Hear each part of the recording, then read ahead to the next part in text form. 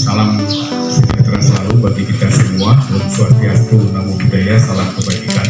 Tabibun. Yang saya hormati Bapak Dr. Andes Efik Siman, anggota DPRD Provinsi Lampung dari Dapil 3 Metro, Musyawarah dan Pringsewu. Nanti akan saya kenalkan lebih mendalam siapa Pak Siman, dan ini periode terakhir Pak Siman karena ke depan tidak akan mencalonkan diri lagi. Kemudian yang saya hormati Bapak Kepala Pokon Pak Haryatno Sigodadi yang mekar 2013, dulu juga perjuangan pemikiran dari Pak Siman dengan Bu Dewi. Kebetulan saya juga waktu itu masih menjabat KPU, direpotkan juga dengan data, perpisahan data antara Wellington dengan Sigodadi, itu masuk data pemilih. Kemudian yang saya hormati Babin Kamtibmas, ini nanti ada apa sih peran Babin Kamtibmas di dalam perda yang akan kita sosialisasikan. Pak Budi, kalau Anda membaca surat kabar di medsos, beberapa tahun yang lalu terkenal dengan Babin Kentongan. Ya. Jadi Babin Kentongan ya Pak? Ya. Beberapa hal yang akan saya sampaikan. Yang pertama, saya akan memperkenalkan diri. Tadi sudah disampaikan bahwa kalau saya masih di KPU, saya nggak berani berdiri seperti ini. Karena KPU itu harus netral. Saya 2 periode, mengantarkan Pak Sudiadi 2 periode, terakhir dengan Pak Fauji. Kemudian 2019 saya selesai dan saya kembali ke kampus. Karena sebelum di KPU saya juga ngajar dulu AMIK, berkembang menjadi STIMIK, kemudian sekarang menjadi IBN. Karena salah satu narasumber dari anggota Dewan Provinsi Lampung itu adalah harus jadi dosen atau akademisi. Kebetulan saya dan Bu Dewi diajak oleh Pak Siman untuk mensosialisasikan peraturan daerah yang tadi sudah disampaikan oleh Pak Siman. Apa sih tugas pokok daripada anggota Dewan? Antara lain yaitu mensosialisasikan peraturan daerah dan membuat anggaran juga proses. Nah, pada kesempatan ini Bapak Ibu nggak usah berpikir nanti, aduh saya makan siangnya gimana ya. Pak Siman sudah menyiapkan makan siang. Kemudian yang belum rokok, nanti mau beli rokok, beli bensin, sudah disiapkan juga oleh Pak Siman. Dan Pak Siman ini saya mengenal, tadi sudah disampaikan bahwa dulu saya sekelas dengan Pak Siman, benar. Pak Siman berdiri di depan, saya duduk di depannya, saya muridnya. Dari zaman kita ngurus, dulu saya aktif pramuka, kalau apel pramuka itu harus ke Kalianda. Karena ibu kota kita dulu di Kalianda. Kalau yang muda-muda belum pernah merasakan bagaimana mengurusi surat menyurat, buat KTP dan sebagainya, bayar pajak, itu harus ke Kalianda. Pak Siman sudah duduk menjadi anggota Dewan. Dan pada saat duduk di anggota Dewan, Pak Siman berpikir bagaimana supaya Pringsewu itu mekar. Alhamdulillah mekarlah waktu itu, tidak jadi Pringsewu, maka mekar Tanggamus. Pak Siman begitu mekar Tanggamus, perpecahan pemilu, dipilih lagi oleh masyarakat. Pak Siman jadi anggota Dewan Tanggamus. Dan Pak Siman dengan Bu Dewi dulu berpikir, kalau Pak Siman dulu dari Partai Golkar, kalau Bu Dewi dari Banteng Cerutuk, jadi Banteng berteduh di pohon beringin, sama-sama menjadi anggota Dewan.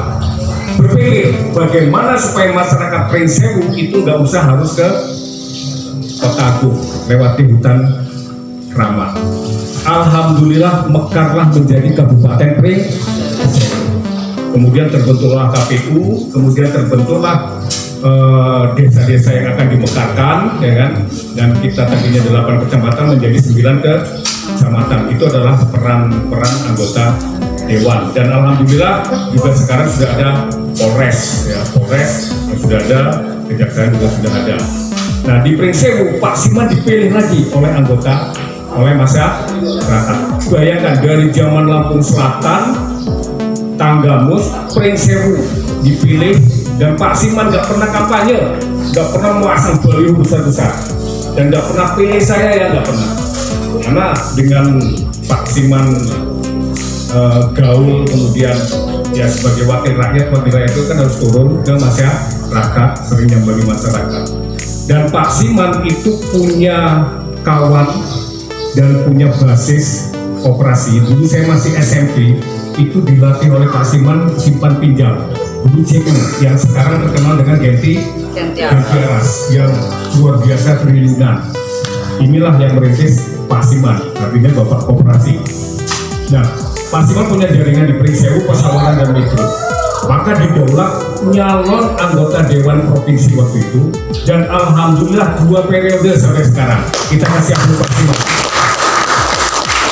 Ada nggak anggota Dewan yang dari zaman dulu, zaman saya masih pakai celana pendek, sekarang sudah setengah abad, itu masih anggota Dewan? Nggak ada, ya kan? Yang ada apa? Sekarang banyak orang ramah. Perlu dicuriga kalau banyak orang ramah. Apa? Wah, pasti mau nyalon itu, ya kan? Orang ramah. Biasanya nggak pernah manggut-manggut, nggak pernah senyum-senyum, ya kan? Senyum sama siapa? Nah, ini mereka nggak ada. Ini juga nanti akan kita bahas bagaimana kita merembuk supaya Bapak Ibu tidak terjadi perpecahan, tidak terjadi konflik, karena banyak berita-berita hoax dan berita-berita isu yang menyesatkan yang bisa konflik antar keluarga, antar masyarakat. Nah, hari ini kita akan mensosialisasikan peraturan daerah tentang rembuk pekon, rembuk desa. Ini diatur oleh peraturan yang Bapak Ibu pegang sama-sama bukunya. Ini peraturan daerah Provinsi Lampung nomor 1 tahun 2019 tentang rembuk pekon. Inilah hasil karya Pak Siman. Kenapa? Karena selama ini Lampung potensi konflik yang luar biasa. Maka tidak selesai, terpaksa harus dihukum, selesaikan melalui proses hukum. Nah, Pak Siman itu bukan tipe pungli. Pungli itu apa? Rampung lah, lali.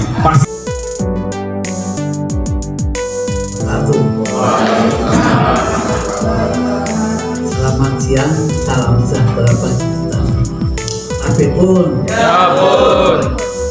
Bapak Lurah yang kami hormati, yang tentu belum lama menjabat sebagai kepala pokok ini, tapi kami sangat bangga karena sekarang ini banyak orang-orang muda yang mengurusi desa. Biasanya orang muda ini kan mengurusi desa pada keberatan, tapi ini Pak Lurah ini dengan semangat ingin mengurusi desa Sidodadi yang notabene baru, belum lama. Tentu masih banyak kekurangan baik dalam hal pendanaan maupun kegiatan. Jadi orang lain apa-apa Pak Lurah sosial. Jadi namanya kerja sosial ya ini Pak Lurah ini, karena mengawali daripada kegiatan kelurahan. Bapak Ibu dan saudara-saudara sekalian, tupoksi tugas pokok anggota DPR itu adalah satu, membuat peraturan daerah. Yang kedua adalah penganggaran untuk provinsi dan pengawasan pembangunan. Nah, untuk penganggaran kita di Lampung ini nggak banyak karena hanya punya uang 7 triliun.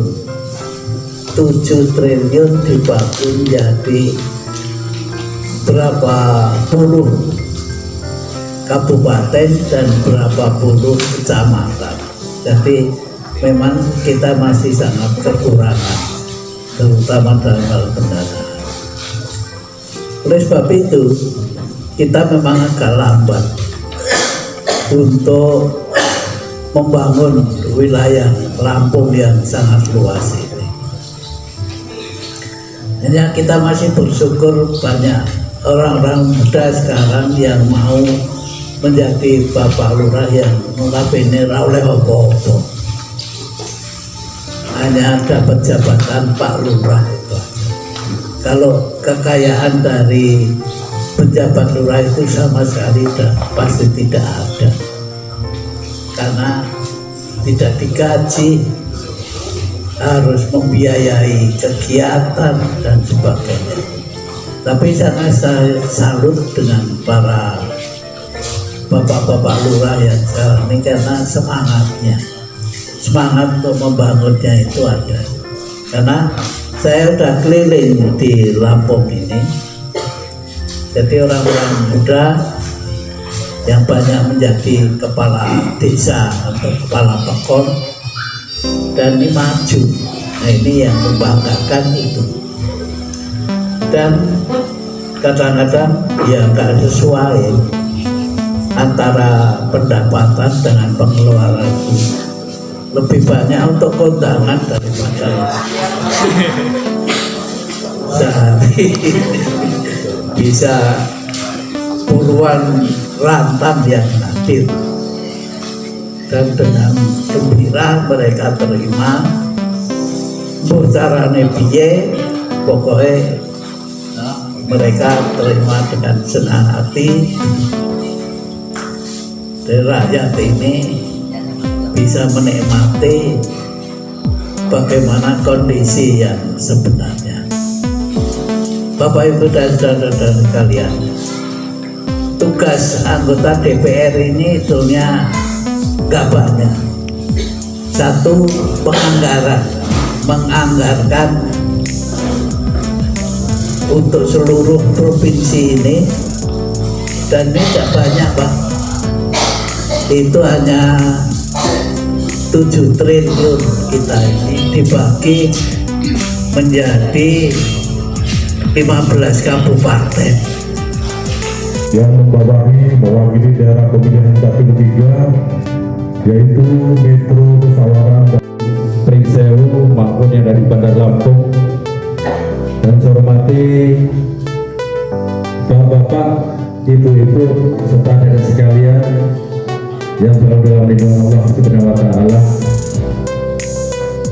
Mungkin baru pertama kali menginjakkan kakinya di Pekon Sidoarjo ini. Mudah-mudahan beliau senantiasa diberikan kesehatan, keselamatan, panjang umur. Dan kami juga mohon maaf yang sebesar-besarnya, mungkin dari tempat dan lain sebagainya.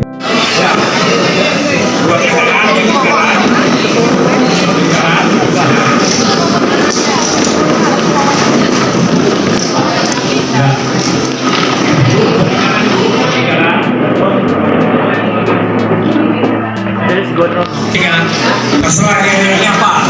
Misalnya ya kan, atau bebas. Yang penting kalian buat semua.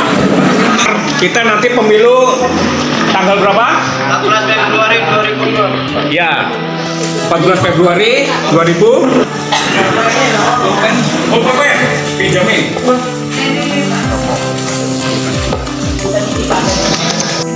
Nikah ya kan? Dua. Apa itu pemilih cerdas? Menurut Anda ya, pemilih cerdas itu seperti apa? Ya, orang itu Google. Dan calon yang berkualitas itu seperti apa? Jadi pemilih cerdas dan calon yang berkualitas. Kedua, apa potensi?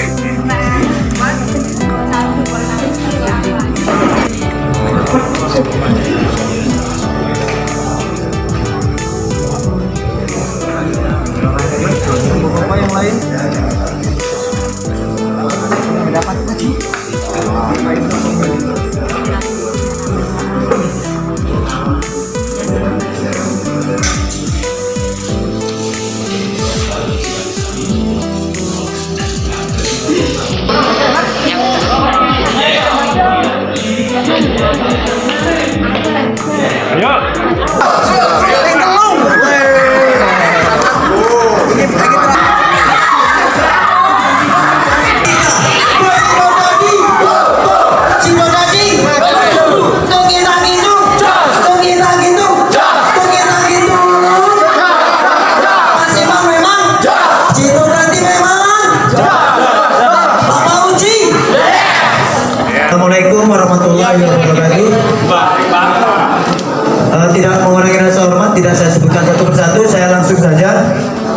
Nama saya Rudi dari kelompok 2. Adapun jawaban kami ini tentang persepsi, bukan tentang benar atau salah, Pak. Apa itu pemilih cerdas dan calon yang berkualitas? Jawaban kami, pemilih yang mengerti aturan dan tak tergiur dengan money politik. Dan apabila terjadi money politik, terima uangnya, jangan pilih calonnya. Tepuk tangan. Mungkin itu bagi kami tentang apa itu pemilih cerdas. Siapa kita? Ibu-ibu. Tepuk semangat. Semangat. Pak Siman, tuh kita hitung jas. Pak Fauzi. Warahmatullahi wabarakatuh. Selamat siang kita semua. Tapi pun, kita jalan dulu aja kali ya. Pak Siman dan Pak Fauzi, tuh kita hitung jas. Yes. Oke, di sini saya Fitrial Sinta, biasanya dipanggil Sinta. Saya dari kelompok Bu Ibu yang kece-kece. Di sini saya mau menyampaikan pendapat dari kami semua dari perwakilan Bu Ibu. Nah, yang pertama itu apa pemilih cerdas? Jadi menurut kami itu pemilih cerdas yang mampu mengenal siapa yang dipilih. Jadi kita harus tahu dulu asal usul dari siapa calon yang akan dipilih. Jangan asal-asal milih tanpa tahu calonnya itu gimana. Terus habis itu calon yang berkualitas itu seperti apa? Jadi calon yang berkualitas itu yang mempunyai visi dan misi yang jelas, yang mampu menampung pendapat dan aspirasi dari masyarakat. Terus selain menampung dari pemilu dari calon juga harus mampu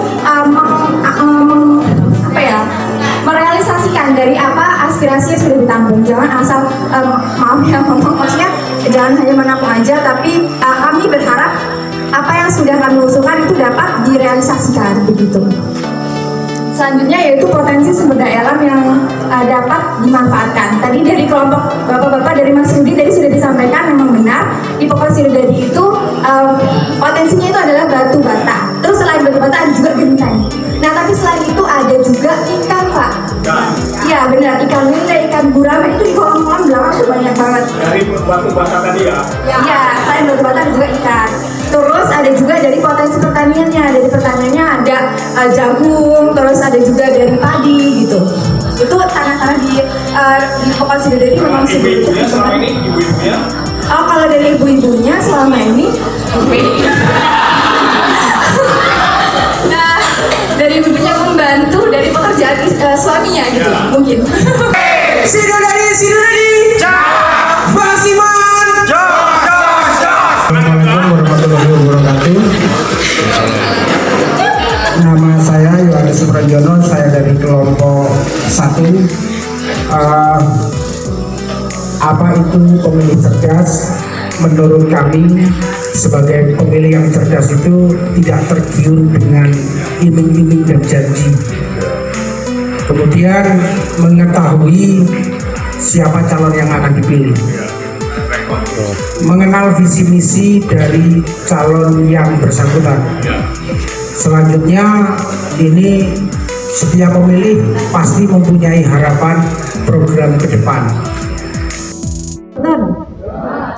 Yang pertama kita lihat 1. Ojo sampai anggota dewan pungli rampung terus lali, ya kan? Masih silaturahmi dengan kita, atau ada yang menjembatani. Ketika si A sudah ke si B, ya sudah, kita tahu sudah, nggak usah jadi permasalahan. Nanti yang jadi anggota dewan sudah duduk manis, masyarakat masih ada kotak-kotak. Ini jangan sampai terjadi. Mari kita sama-sama saling menghargai walaupun berbeda pilihan. Kalau ada konflik yang besar, ada permasalahan yang besar, kita kecilkan. Kalau ada permasalahan kecil, mari kita sama-sama hilangkan. Kita buat nanti pesta demokrasi kita itu memang benar-benar pesta demokrasi. Walaupun ada perbedaan, nggak usah ditonjolkan. Si A milih si B, si C milih si D, monggo silahkan. Yang pertama, pilih orang yang pernah kita kenal. Terus tapi jangan lupa, biasanya jasa, ya kan? Ketika orang sudah berjasa atau orang yang sudah kenal dengan kita, ya monggo dipilih. Si A sudah milih si B tadi, ya sudah biarkan, nggak usah dipaksa untuk ke yang lain. Karena negara kita adalah negara Bhinneka Tunggal Ika. Walaupun berbeda-beda, tetapi tetap satu. Nanti Pak Lurah sudah mendekati masa panas, rembukan berdasarkan apa? Berdasarkan pada nomor 1 tahun 2016. Direbuk dengan Pak Lurah nanti di bulan Januari. Diminta nanti Pak Lurah untuk rembukan pekon. Tapi Pak Lurah tidak boleh mengarahkan ke salah satu calon. Yang penting masyarakat. Insya Allah dengan perbedaan ini akan menyatukan kekeluargaan kita. Ya, Bapak Ibu yang saya hormati, ini sudah diingatkan katanya sebentar lagi azan karena sudah pukul 12 siang. Yang jelas kehadiran di sini dari Pak Siman, ini juga Pak Siman bukan anggota dewan yang pungli rampung terus Bali. Ada makan siang dan ada tadi transport pun ini Pak Siman tadi pajaknya yang nanggung Pak Siman. Ya, terima kasih Bapak dan Ibu atas kehadiran dan perhatiannya. Kami serombongan dari tim Epik Siman mohon maaf apabila ada hal-hal yang kurang berkenaan. Dan kepada Allah saya mohon ampun. Saya akhiri. Wassalamualaikum warahmatullahi wabarakatuh.